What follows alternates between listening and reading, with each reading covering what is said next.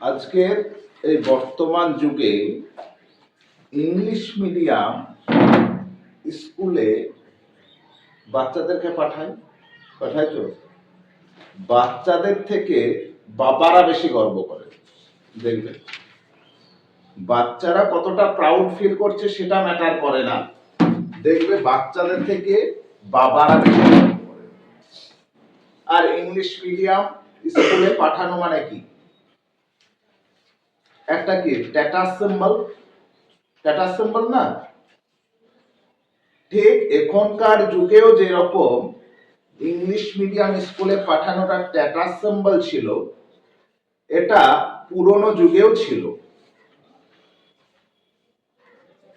আমাদের আজকে আলোচ্য যে গল্পটা রয়েছে সেটা হচ্ছে একটা অটোবায়োগ্রাফি। কার অটোবায়োগ্রাফি? নেতাজি সুভাষচন্দ্র বোসের অটোবায়োগ্রাফি। এটা নেওয়া হয়েছে, দেখতে পাচ্ছ, 4th chapter of Netaji Subhash Chandra Bose unfinished autobiography. Unfinished অটোবায়োগ্রাফির 4th চ্যাপ্টার, সেটার নাম কি? An Indian pilgrim. এটা পাবলিশড হয়েছিল 1984। টাইটেল কি দেওয়া ছিল পাবলিশডে? নেতাজি কালেক্টেড ওয়ার্কস ভলিউম 1।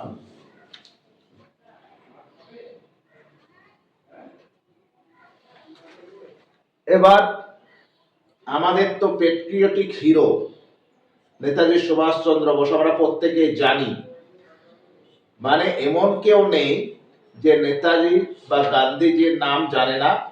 যারা পড়াশোনা করে, যারা পড়াশোনা করে না তারাও কিন্তু জানে। এবার তার প্লেস অফ বার্থ এটাও জানি, কোথায়? উড়িষ্যা, কটকে। তার বাবার নাম কি? জানকীনাথ বোস। মায়ের নাম কি? প্রভাবতী দেবী। তিনি জন্মগ্রহণ করেছিলেন 1897, কিন্তু আমরা এটাও জানি যে কবে মারা গেছে এটা কিন্তু একটা মিস্ট্রি হয়ে আছে এখনো। আমাদের বলা হয় it was reported that he had died in a plane crash in 1945। এটা অনুমান করা হয়। আবার অনেকে অনুমান করে যে নেতাজি পোস্ট ইন্ডিপেন্ডেন্স ইন্ডিয়ায় ডিসগাইজ ভাবে ভারতে বসবাস করত। এটা কেউ কেউ মনে করে, অনেকেই আছে এটা মনে করে। তাহলে ঠিক এখানে বর্ণনা করা হয়েছে ইংলিশ মিডিয়ামে। এবার কি নেতাজি সুভাষচন্দ্র বোসের বাবা ছিলেন কিন্তু একজন লয়ার। তার মানে তার পরিবার সচ্ছল, অ্যাফ্লুয়েন্ট পরিবারে, মানে ফ্যামিলিতে জন্মগ্রহণ করেছিল। অ্যাফ্লুয়েন্ট পরিবারে যেহেতু জন্মগ্রহণ করেছে, তাহলে তাকে কি করবে? তাকে ইংলিশ মিডিয়াম স্কুলে পাঠানো হবে। সেই ইংলিশ মিডিয়াম স্কুলে মানে সুভাষকে পাঠানো যে হয়, যে ওখানে যে অভিজ্ঞতাটা ও অর্জন করেছিল বা কি ঘটেছিল ওর সঙ্গে, সেইটাই এক স্কুল এই অটোবায়োগ্রাফিতে আমরা দেখতে পাবো। চলো সময় নষ্ট না করে আমরা টেক্সটের দিকে চলে যাই।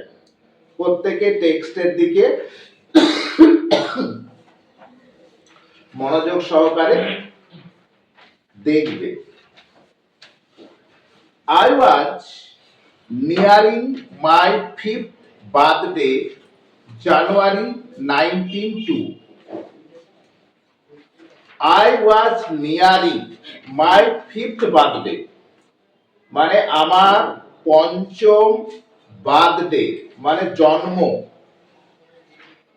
দিন, মানে নিয়ারিং মানে আসার সময় বা আসার কাছাকাছি। জানুয়ারি 1902 মানে জানুয়ারি 1902 খ্রিস্টাব্দে জানুয়ারি মাসে আমরা জানি তিনি 23 জানুয়ারি জন্মগ্রহণ করেছিলেন, তাই তো? বলছে যখন আমার পঞ্চম বার্থডে আসে, ঠিক আছে, সেই দিন হোয়েন আই ওয়াজ টোল্ড, আমাকে বলা হয় আই উড বি সেন্ট, আমাকে পাঠানো হবে টু স্কুলে। আমার যখন 5 বছর বয়স, জানুয়ারি মাসে দেখা গেল প্রথম দিকে, কি অ্যাডমিশন তো প্রথম দিকে হয়, বা 23 জানুয়ারি দিনে দেখা গেল বলছে, কাছাকাছি, মানে পারফেক্ট বলেনি কিন্তু 23 জানুয়ারি, বুঝতে পারলে, নিয়ারিং বলছে। সেদিন বলল যে তোকে আজ স্কুল যেতে, মানে আজ থেকে তোকে স্কুল পাঠানো হবে। এবার কি ধরো যখন কেউ স্কুল যায় না, তখন কিন্তু যারা স্কুল যায় তার দাদারা দিদিরা, তখন কি তোর মনে কিন্তু খুবই মানে সব জাগে, দেখবে ঠিক এরকমটাই হয়েছিল। আই ডু নট নো, আমি জানতাম না বা জানি না, how the children have felt in similar circumstances, মানে এই একই রকম পরিস্থিতিতে বলছে অন্যান্য শিশুরা কিরকম অনুভব করে আমিও জানি না, কিন্তু বাট আই ওয়াজ ডিলাইটেড, কিন্তু আমি আনন্দিত হয়েছিলাম। অন্যান্য শিশুরা কিরকম অনুভব করবে যে তোকে স্কুল যেতে হবে এটা যখন বলল, আমি জানি না, কিন্তু কিন্তু আমি আনন্দিত হয়েছিলাম। To see your elder brothers and sister dress and go to school day after day, বলছে টু সি মানে দেখে, your elder brothers and sister বলছে দাদাদের এবং দিদিদের ড্রেস পরিধান করে, গো টু স্কুলে যেত, ডে আফটার ডে দিনের পর দিন, and be left behind at home simply, আর আমি বলছে বাড়িতে পড়ে থাকতাম। বলছে যখন আমি দেখতাম আমার দিদিরা আর দাদারা স্কুলের ড্রেস পরে স্কুল যেত, আর আমি তখন সিম্পলি বাড়িতে বসে থাকতাম। বিকজ কারণ you are not big enough, not old enough, বলছে তখন এবার আমার মন খারাপ করতো।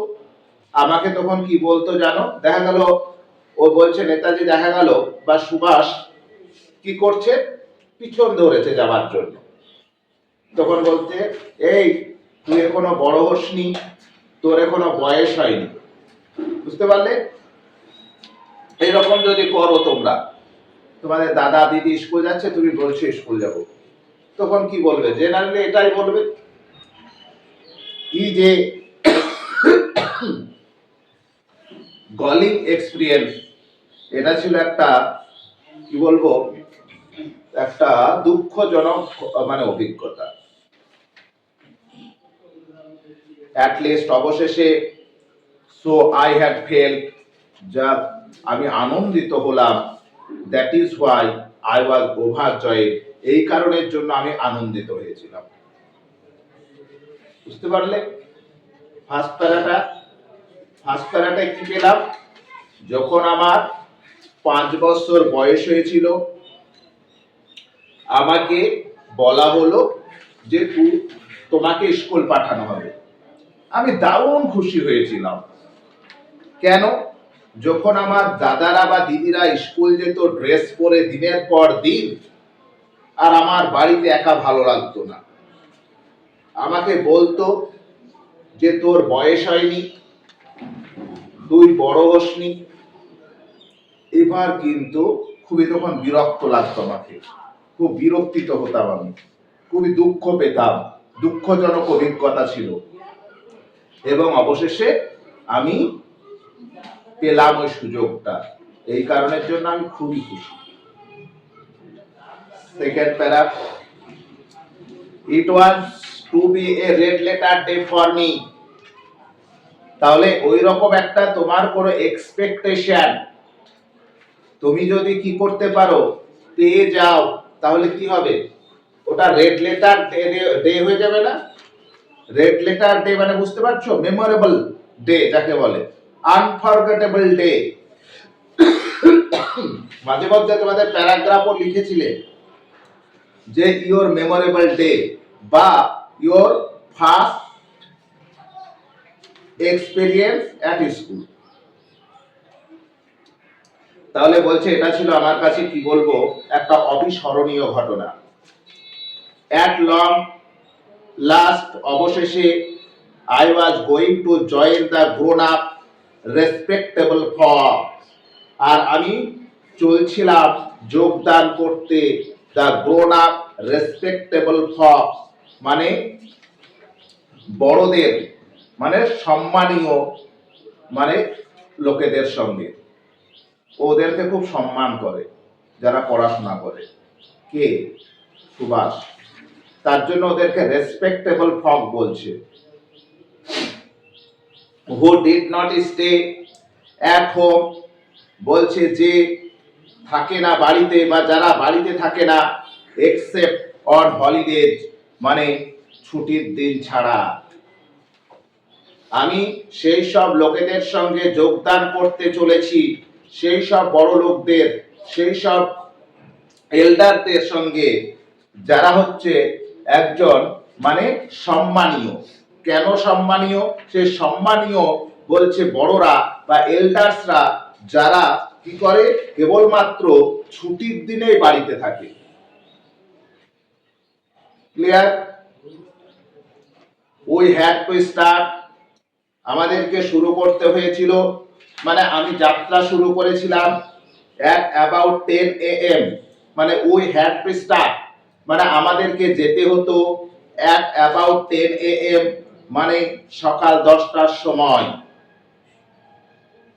হ্যাড টুর ব্যবহার বলেছিলাম, আমাকে করতে হয়েছিল, আই হ্যাড টু, বুঝতে পারলে? আমাকে পড়া করতে হয়েছিল, আই হ্যাড টু স্টাডি বা রিড। বিকজ কারণ, দ্য ক্লাসেস মানে ক্লাস কি হতো, কমেন্টস, কমেন্টস মানে শুরু হওয়া, বলছে ক্লাস শুরু হতো এক্স্যাক্টলি at 10 AM, মানে ঠিক 10টার সময়।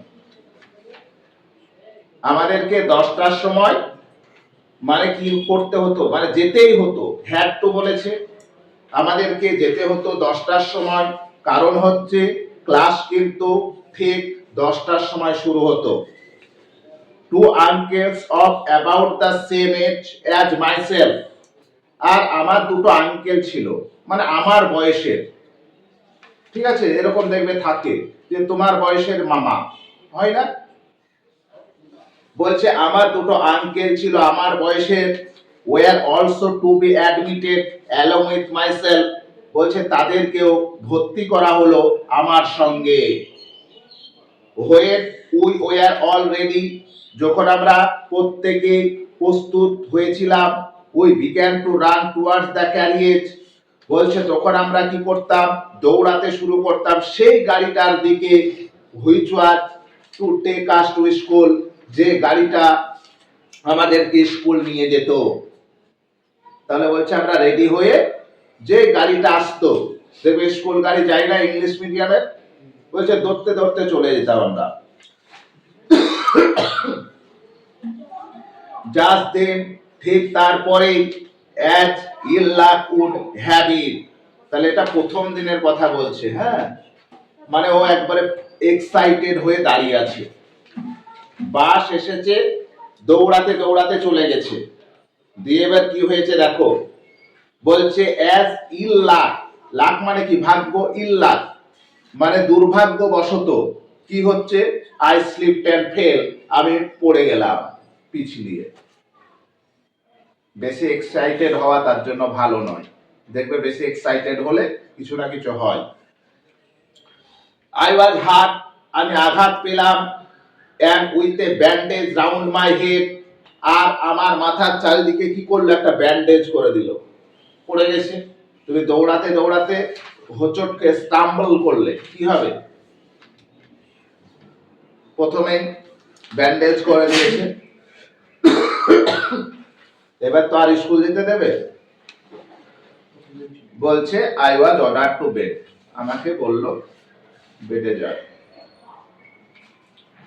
তাহলে কতটা মন খারাপ হবে ভাবো।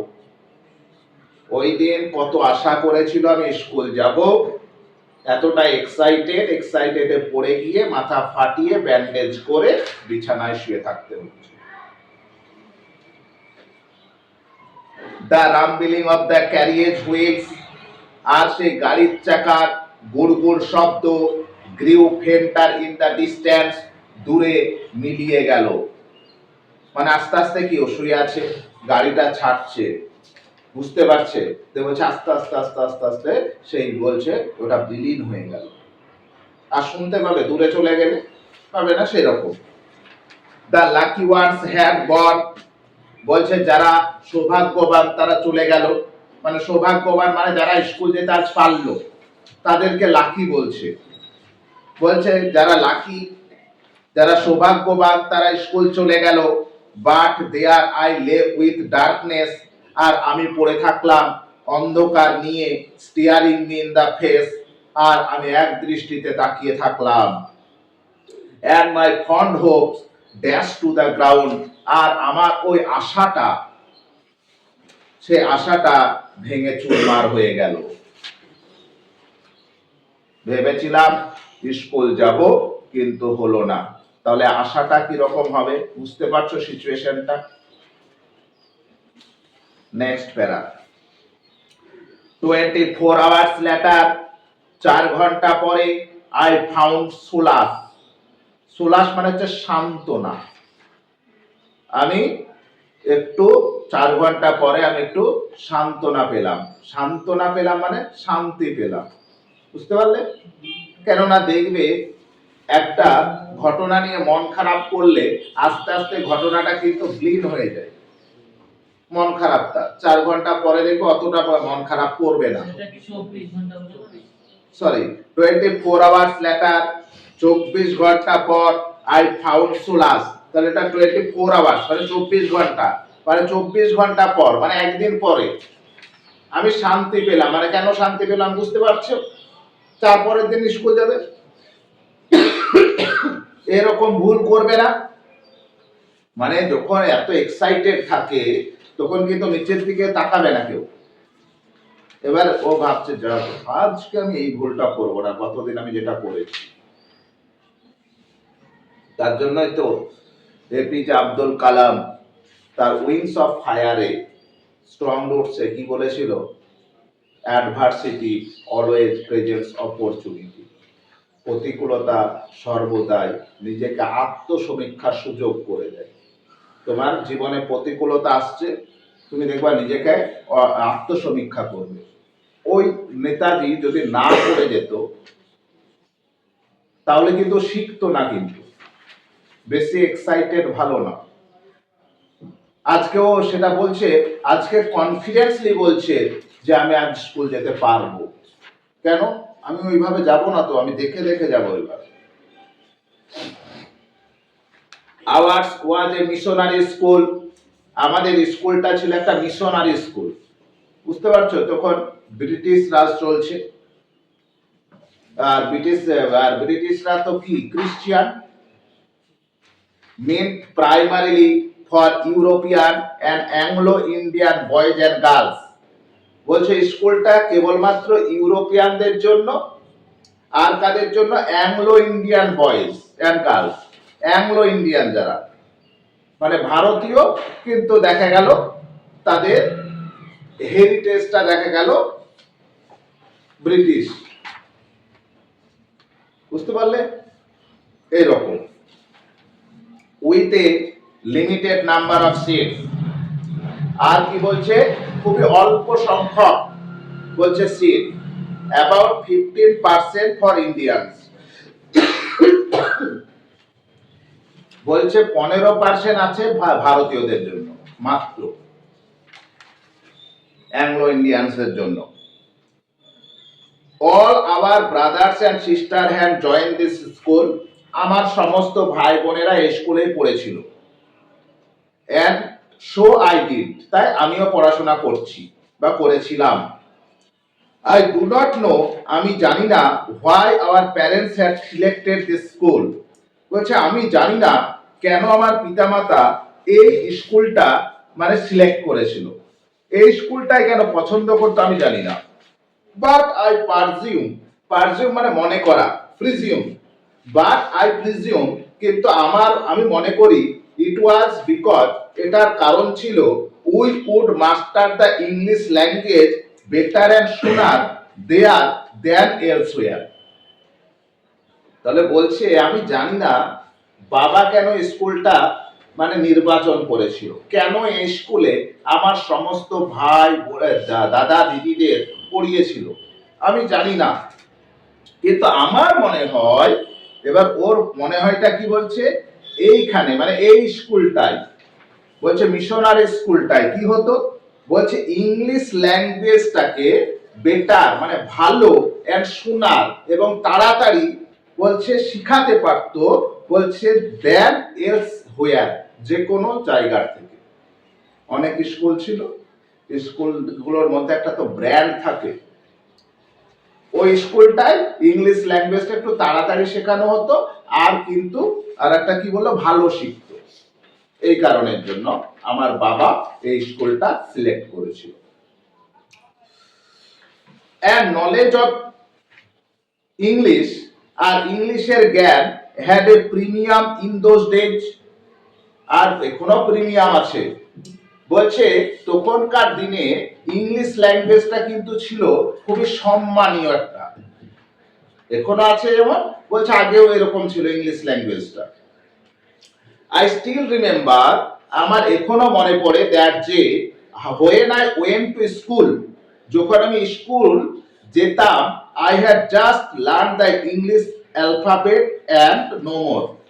বলছে যখন আমি I went to school মানে আমি স্কুল গিয়েছিলাম, মানে যখন আমি প্রথম স্কুল গিয়েছিলাম মানে অ্যাডমিশন হয়েছিলাম, I had just learned the English alphabet, আমি কেবলমাত্র শিখেছিলাম শুধু ইংলিশ বর্ণমালাগুলি, and no more, আর কিছু শিখিনি। কিন্তু আমাকে যখন ভর্তি করা হলো তখন আমি কেবলমাত্র ইংলিশ ল্যাঙ্গুয়েজটা জানতাম, মানে ইংলিশ অ্যালফাবেট গুলো জানতাম, আর কিছু জানতাম না। How I managed to get along without being able to speak a word of English beats me now.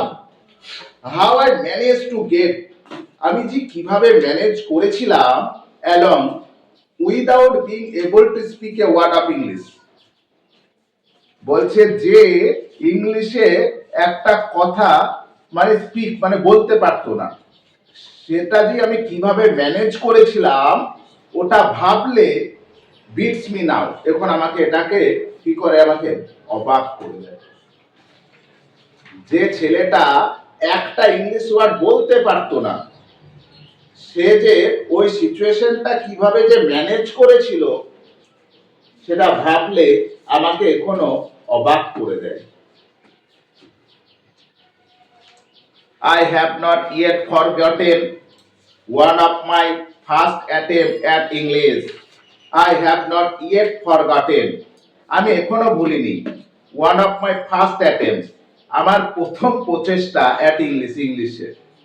বলছে আমি একটা প্রথমে চেষ্টা করেছিলাম মানে কথা বলা, ওই কথাটা আমি এখনো ভুলিনি।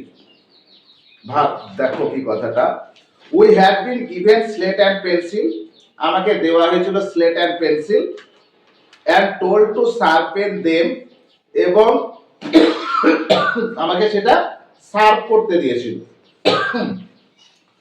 বিফোর ট্রাইং টু রাইট মানে লেখার আগে কি করেছে বলতো, মানে ব্যাপারটা হচ্ছে টিচার বলেছে সুভাষ বা প্রত্যেক স্টুডেন্টরা তোমরা এক কাজ করো, তোমরা শার্প করো। এবার হয়েছে কি, mind was done better than that of my uncle, আমি কিন্তু ওর সঙ্গে দুজন আঙ্কেল ভর্তি হয়েছিল, তো বলছে আঙ্কেলের থেকে আমি কিন্তু ভালো করেছিলাম। সার্ভ করা কিন্তু ভালো খারাপও হয়, কিন্তু মানে খুবই সূক্ষ্ম হয়েছিল। সো তাই I pointed that out to our teacher by saying, তখন আমি আমার বলছে শিক্ষককে এই বলে দেখালাম যে রণেন্দ্র রণেন্দ্র মোট আয়শোর। বলছে প্রথম চেষ্টা করছি, মানে কাকাদের এবার মানে ব্যাপারটা হচ্ছে সুভাষ যেটা করেছে, সার্ভ করেছে, ওটা ভালো হয়েছে। এবার ওর দেখা গেল আঙ্কেলের নাম রণেন্দ্র।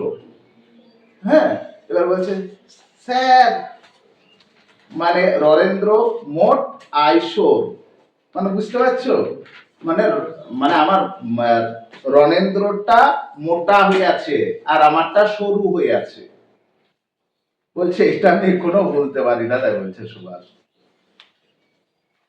and thought that, এবং আমি ভেবেছিলাম I had talked in English, এবং আমি ভেবেওছিলাম যে I had talked in English, যে আমি ইংলিশে কথা বলেছি। ভুল বুঝতে পারেনি। হ্যাঁ, বলছে আমি তো বিশাল আনন্দ, যাক আমি এক লাইনে ইংলিশে কথা বলতে পেরেছি। Our teachers were Anglo-Indians and mostly ladies. আমাদের শিক্ষকগুলো ছিল অ্যাংলো ইন্ডিয়ানস, কিন্তু বেশিরভাগ মহিলা, মানে শিক্ষিকা ছিল বেশিরভাগ। With the exception of the headmaster and headmistress, বলছে হেডমাস্টার আর হেডমিস্ট্রেস ছাড়া বলছে বেশিরভাগ অ্যাংলো ইন্ডিয়ানস ছিল। বুঝতে পারলে, মানে বলতে চাইছে হেডমাস্টার আর হেডমিস্ট্রেস ছিল ইউরোপিয়ান, আর অ্যাংলো ইন্ডিয়ান ছিল ওই মানে টিচার গুলো।